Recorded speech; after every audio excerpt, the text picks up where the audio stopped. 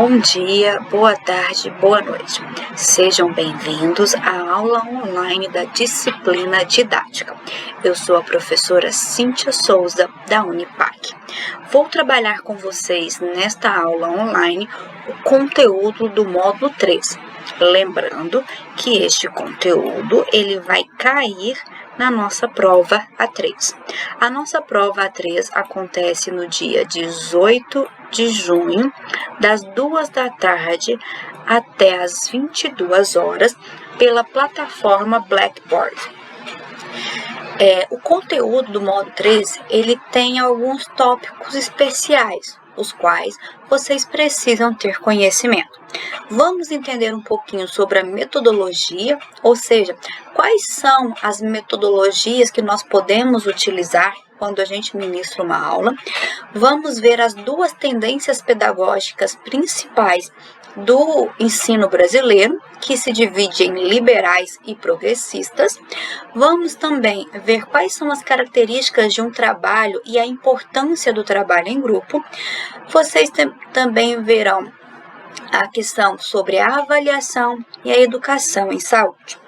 Vamos começar então com as tendências pedagógicas liberais e progressistas.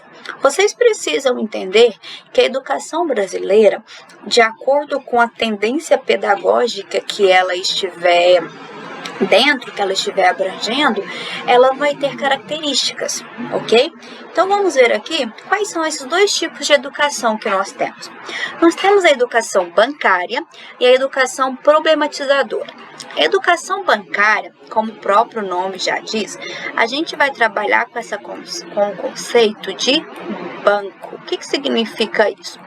Significa aquele conhecimento de ensino que a gente já está acostumado, onde a gente tem a imagem do professor bem ao centro, em pé, e nós temos aqui os alunos, cada um no seu banco, um atrás do outro, para receber o conhecimento.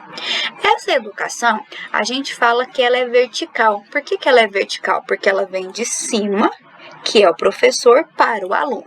Então, aqui a gente tem o professor, que está no topo, e aqui a gente tem o aluno, que vai receber essa educação, ok?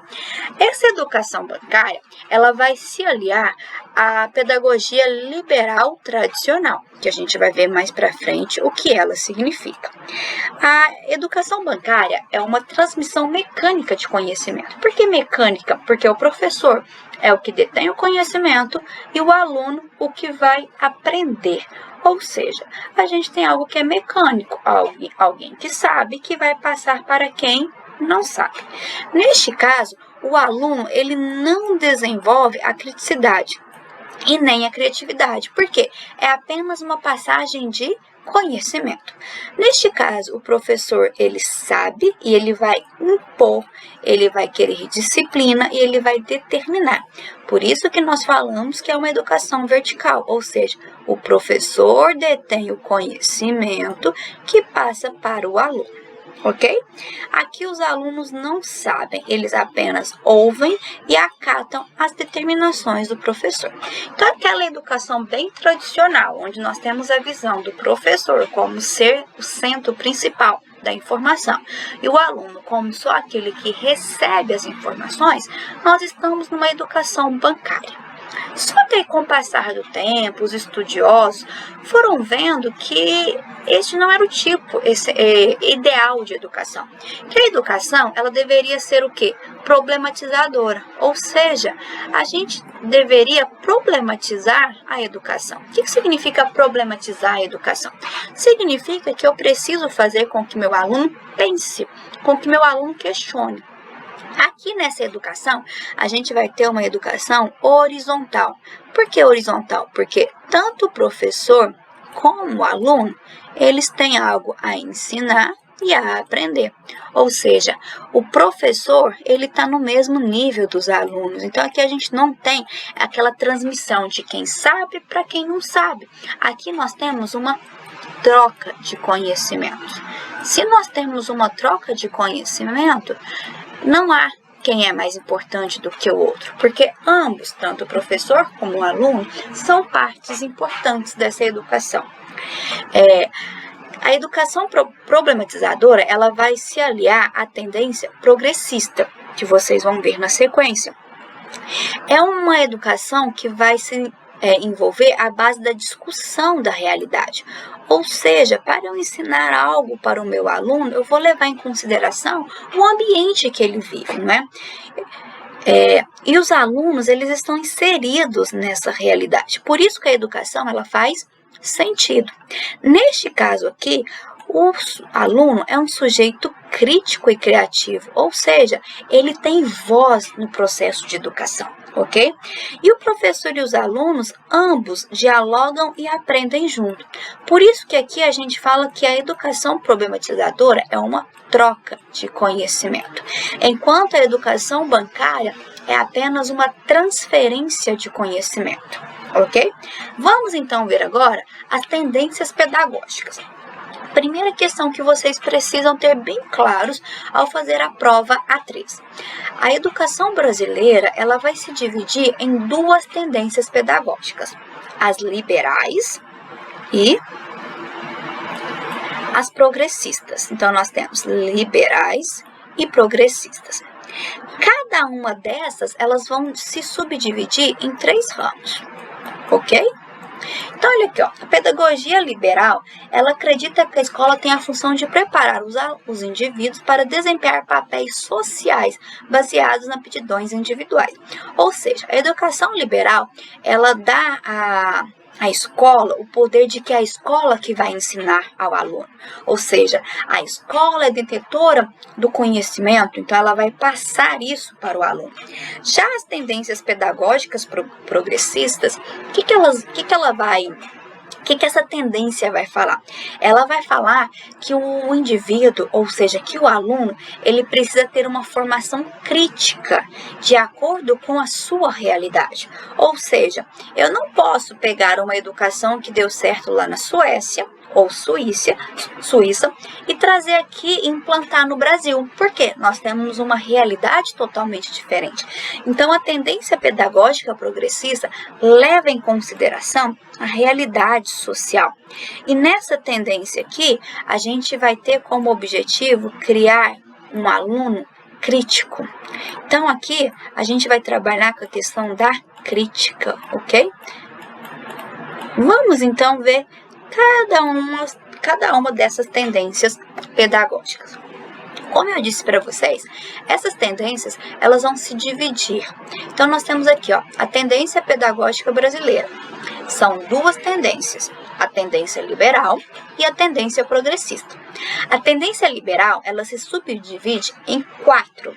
Tem a tradicional, a renovada progressivista, a renovadora e não direta, que é a escola nova, e a tecnicista. Já a tendência progressista, ela vai se dividir em libertadora, em libertária e a crítico-social. Vamos entender, então, o que é cada uma dessas subdivisões. Vamos começar com a pedagogia liberal. Então, vamos levar aqui em consideração que esta pedagogia liberal, ela vai fazer o quê? Com que o estudante se adapte à sociedade. Ou seja, eu tenho a sociedade e eu vou preparar que o estudante saiba agir, saiba se inserir nesta sociedade. Ou seja, eu não vou levar em consideração nenhuma mudança da sociedade que o indivíduo pode fazer. A única função aqui da escola é preparar o aluno para estar de acordo com a sociedade. Ok? Aqui a gente não leva em consideração a individualidade, mas sim o coletivo. Como assim um coletivo? Eu não vou levar em consideração que, por exemplo, que um aluno que tem acesso à internet tem um conhecimento diferente do aluno que não tem acesso à internet. Por quê?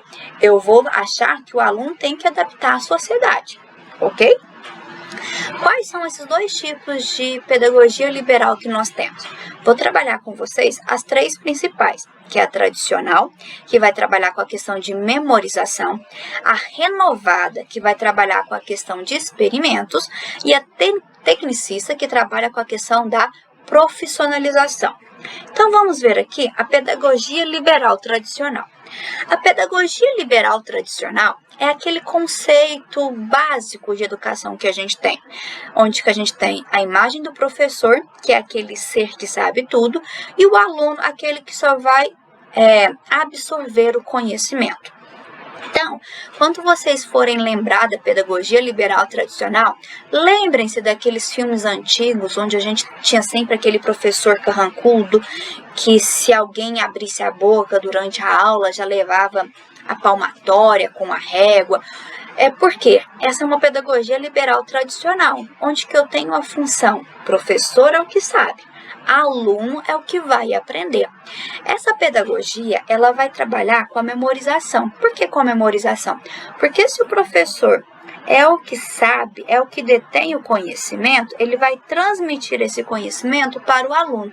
E esse conhecimento, ele vai ser aprendido através da memorização.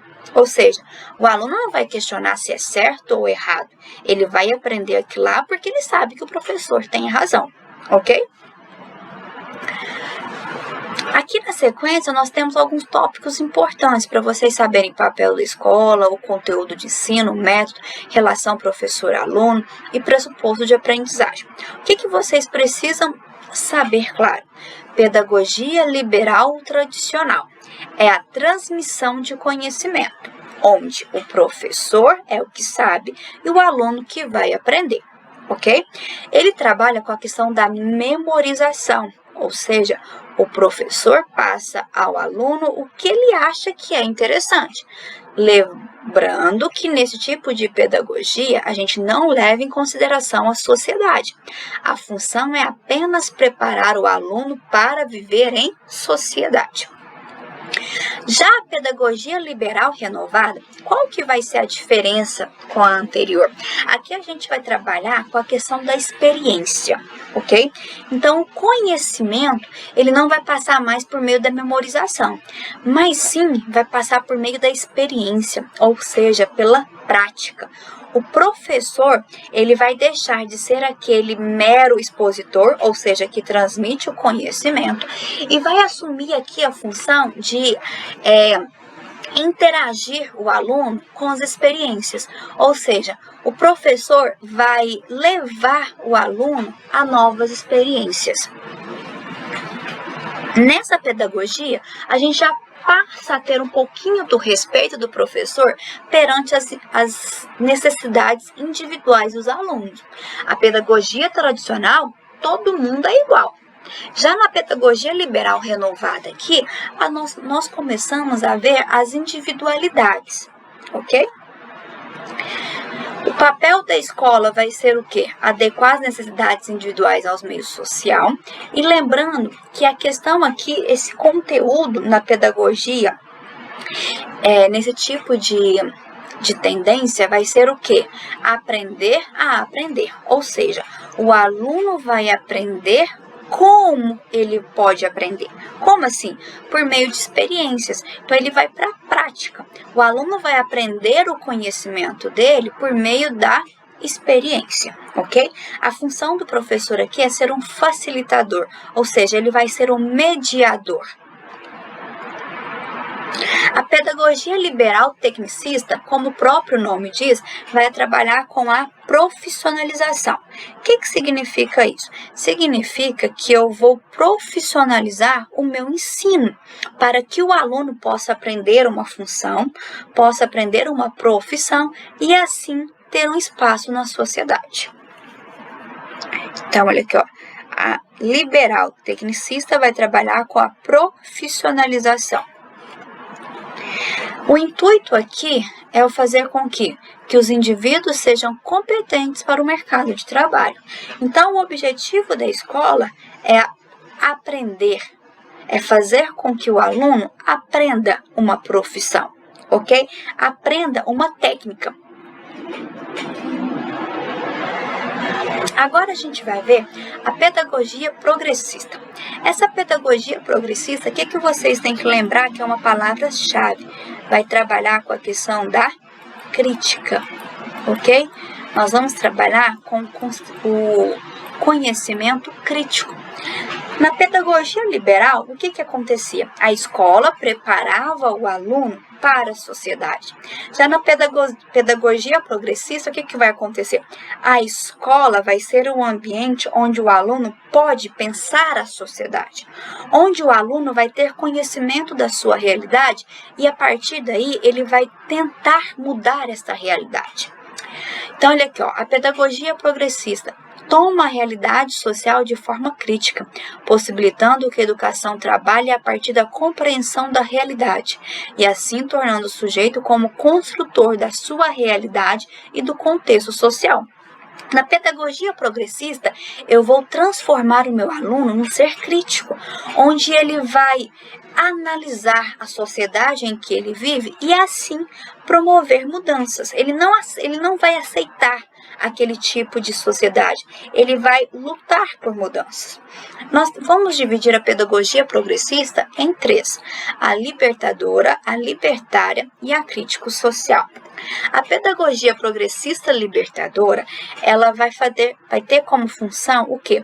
Conscientizar o aluno para transformar a realidade. Ok? Então, aqui eu vou conscientizar o aluno da importância do estudo para que ele possa transformar a realidade. Nesse caso aqui, a relação do professor ela é horizontal. Por quê? O professor ele não é o ser que detém todo o conhecimento. Ele vai fazer uma troca de conhecimento com o seu aluno. Ok? Aqui na sequência vocês têm características desse tipo de pedagogia. Aqui a gente vai ter como método o diálogo, a discussão em grupo. Porque se meu objetivo é transformar o meu indivíduo, eu preciso fazer com que eu tenha um diálogo, ou seja, que ele possa trazer os seus anseios e que para que isso possa acontecer mudanças. Nós temos aqui também a pedagogia progressista libertária. O que essa pedagogia leva em consideração? Que a escola ela precisa propiciar aos alunos práticas democráticas, porque aqui, nesse tipo de pedagogia, a gente tem a questão da consciência política. Essa questão da consciência política vai levar em consideração as lutas de classe, ok? Então, eu levo em consideração a sociedade.